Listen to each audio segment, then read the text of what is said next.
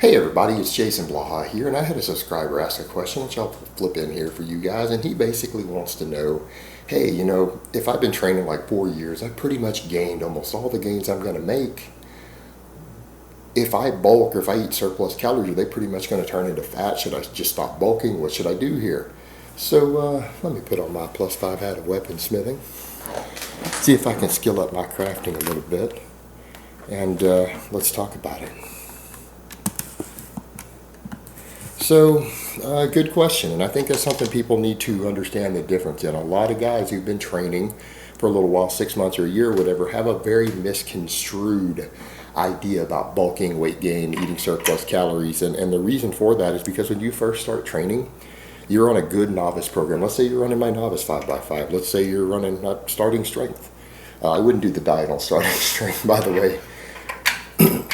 Or, even one of Joe DeFranco's programs, anything out there that's going to have you training frequently enough with enough volume to nearly maximize muscle growth. A lot of these guys are like, you know what, I gained a pound, pound and a half every month and my waist got smaller. I got leaner. And that's not unreasonable. The reason is because you might be gaining up to 2 pounds of muscle the first 6 months, right? You might be gaining a pound and a half the final 6 months. Best case scenario here. So basically, you were losing something like half a pound of fat every single month, or a couple ounces of fat a month while gaining muscle. So your body composition changes dramatically. Changes dramatically when you're a novice lifter, even when you're overeating and gaining a little bit of weight. Now, conversely, that starts slowing down during the intermediate years.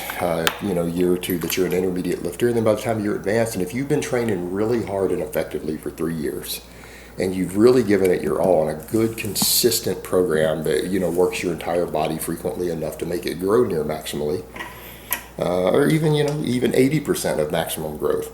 By the 3-year mark, you're going to see tremendously diminished returns. You're going to be lucky at the 3-year mark if you can put on a pound, 2 pounds of muscle every year, right? That's going to be a best case scenario.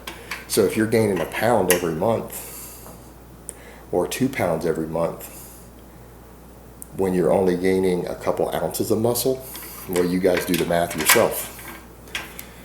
You're gaining sometimes a pound and a half of fat every single month. Well, after a year of that, guess what? You've put on 10 pounds of fat. Actually, well, if it's a pound and a half of fat, it could be a lot more. It could be 15. It could be 18 pounds of fat. All right, you're going to look dramatically different, but maybe not in the way that you want. And so what ends up happening, your surplus calories, a lot of them tend to convert to fat. The majority do at that point because it's just not necessary to see scale changes as you get more advanced to gain muscle. Now, that's for people who are drug-free. When drugs come into the equation, people go on anabolic drugs, we're dealing with a totally different animal. But what I would recommend to guys, obviously novice lifters who aren't obese already, probably just need to gain weight slowly. And if they gain weight slow enough, what's going to happen? They're going to lose fat. Or they could choose to bulk, gain muscle a little faster, and gain just a little bit of fat. And you know what? For the skinny guy, the guy who starts at 150 pounds at 5'11", that guy can go ahead and gain 2 pounds every single month. He could probably gain 2.5 pounds, maybe 3 pounds every month. And you know what? He'll make better gains for it. And when he gets to the end of his first year and has capped out his new gains, he could cut a little bit. But if he does that, he's going to build one hell of a foundation. All right, this is someone who's going to reach probably 80% of his drug-free potential in a year. Like, he's done most of his work. But for guys who are a little heavier, they might want to consider the other direction, gain weight slowly, and they'll recomposition. If you're 10 pounds overweight when you start lifting, you could do it the other way. You could just gain weight very, very slowly, and you'll recomposition. And by the end of a year and a half, you'll probably be leaner than when you started. If you only gained a pound every single month, and you're 10 pounds overweight, you'll recomposition. You'll probably be at a healthy body fat or an athletic body fat by the end of that 18 months. And then you're going to want to never bulk again. But that's the reality of it that people need to consider here. When we're talking about this stuff, bulking and things, these are for people who can gain muscle quickly. This is for guys who just went on drugs, or they've upped their dose, or people who are in their first year of training.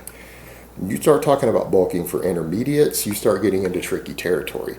Intermediate level guys who've been training consistently and hard for over a year continuously, who've built a solid strength base, solid muscle base.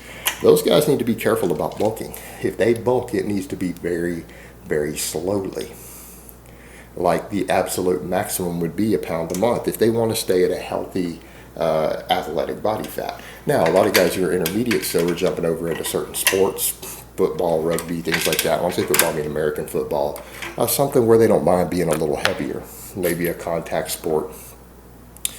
Or they just want to be big and strong. Okay, they can bulk a little bit. They'll be okay because they're not going to get too fat. But if they don't care about being a little fat, then that's fine. They'll make better gains if they gain weight. No problem. It will speed up their gains. They will be bigger. They will be stronger. And guys who just care about absolute strength, go for it.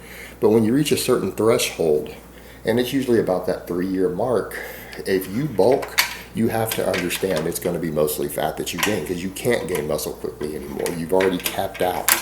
So if you go on any sort of bulk where you're gaining 1.5 pounds, 2 pounds a month, you need to understand 80-90% of that weight is going to be fat. You are just going to get fatter. So what it comes down to is what body fat are you comfortable with? And what people need to understand, we're talking about intermediates and advanced lifters as far as bulking goes. I don't care what body fat percentage you're comfortable with. I'm going to tell you how to stay at that body fat. If you want to be 11 to 12% body fat, or 10 to 12, which I consider the absolute lowest a drug-free lifter should ever go, all right? That's the minimum. Don't go under that. It will harm your health. Then the best thing you could do is to stay at that body fat and don't bulk. Same thing, if you're happy in the 15 to 16% range, you know, a little bit of just a stronger, bigger look that still has maybe just an outline of abdominal, right? Then you could stay at that range. Same thing, if you're comfortable sitting up at 20%, because 22%, because you want to be the bigger power lifter, strongman type look, that's okay too. But the point is, you don't want to gain more fat than you have to. Right? Gaining extra fat isn't always advantageous to even your overall size. So what I would tell guys, don't bulk, stay at the same body weight. When you get there, it doesn't matter whether you're 180, 200, whatever it is, any of those ranges I listed, again, drug-free guys, don't bulk anymore. You just train and stay at the same body fat that you're at, the same weight. And when you hit a plateau, let's say you've been training for 6 months straight, you use whatever periodization you're going to use, whatever progression you're going to use, and you haven't gained a single drop of strength anywhere in 6 months. None of your lifts have gone up. You go back and track, your lifts are exactly where they were 6 months before. Well, you know that you've pretty much stopped gaining muscle at that point. What I would say to guys who are doing that, go on a little 4 to 6 week mini bulk. And when I mean 4 to 6 week mini bulk, I mean don't gain more than 0.5 pound a week. Is it going to be mostly fat? Yes, but it might spur on and push you past a plateau. You do that for 4 to 6 weeks, and you don't gain more than 0.5 pound a week. At most, you've gained, what, 3 pounds of fat? That's the absolute most you gain. But that 3 pounds of fat, 2 to 3 pounds of fat you might have gained, will boost your leverages, it'll boost your recovery, it'll boost your training performance in the short term, and it might help you push past that plateau. And this is only if you care about it. If you don't care that you've plateaued, then it's all good. But if you're seeking more gains, you're going to want to do that maybe once a year, maybe twice a year, somewhere in there. When you've stalled for a while, do a little mini bulk like that. And then try not to gain any more weight, because anything beyond that is just going to push you back up into a higher body fat bracket. But that's kind of what people need to do who care about their body fat percentage, who are a little more advanced lifter. And what I would tell those guys, the same thing, when they're ready to lose the extra fat they gained, don't even necessarily restrict your calories, just up your activity.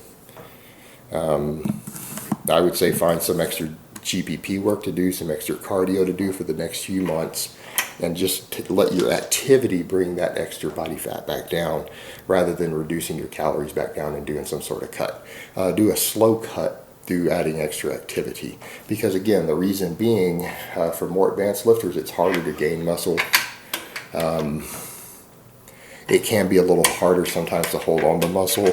And so if you're using extra physical activity to create a little small calorie deficit, just in my experience observing more advanced drug-free lifters, they tend to retain that muscle a little bit better and that strength a little better that they gain from that mini bulking phase. So that would be my advice to them. So to just kind of recap all of it, unfortunately for the more advanced lifters, you have a diminished returns on your muscle gains. Every year you're going to gain dramatically less muscle than you gained the year before. You're going to reach a point of diminished returns to where even clean bulking, what you think of as clean bulking, is going to put almost exclusively body fat on you, because when you're only capable of gaining a few ounces or a couple ounces of muscle a month due to you capping out to a large extent your drug-free gains, most of what you eat extra is going to turn into fat. And that's just the nature of it. It is what it is, and all you can do is work around it and find a reasonable compromise for yourself. All right, guys, but that's really all I have to say on that today. I hope it's been informative, and I will talk to you guys next time.